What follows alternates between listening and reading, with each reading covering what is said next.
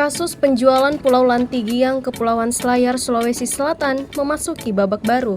Polisi telah menetapkan Asdianti selaku pembeli dan ex-kepala desa Jinato Abdullah sebagai tersangka. Penetapan dua tersangka baru di kasus penjualan Pulau Lantigiang setelah penyidik Satreskrim Polres Selayar melakukan gelar perkara pekan lalu. Tersangka Abdullah diduga melakukan pemalsuan dokumen otentik kepemilikan lahan di Pulau Lantigiang dan disangkakan pasal 263 Junto 55 KUHP. Sementara Asdianti ditetapkan sebagai tersangka setelah diyakini oleh penyidik mengetahui adanya kerjasama pemalsuan dokumen oleh ex-kepala desa. Adapun bukti yang disita pihak kepolisian dari tersangka diantaranya bukti transfer, tabungan, dan dokumen surat yang dipalsukan. Usai ditetapkan sebagai tersangka, Asdianti dan Abdullah dalam waktu dekat akan dipanggil untuk menjalani pemeriksaan sebagai tersangka. Ya, jadi perkembangan dari penjualan Pulau Lantigiang di Kabupaten Selayar. Jadi penyidik telah melakukan gelar perkara.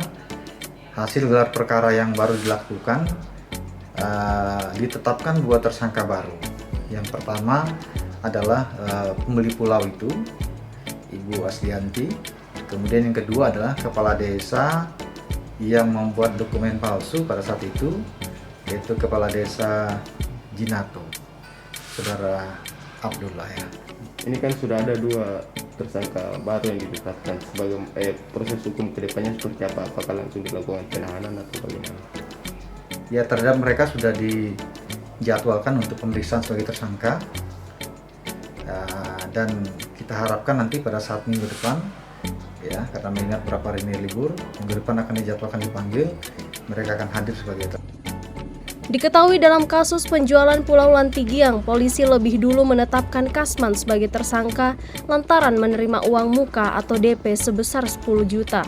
Kasman merupakan keponakan dari Syamsul Alam yang mengaku sebagai pemilik lahan di Pulau Lantigiang.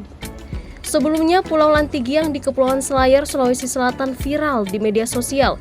Pulau yang tidak berpenghuni tersebut dijual seharga 900 juta. Dari Makassar, Suparman, Fajar.co.id melaporkan.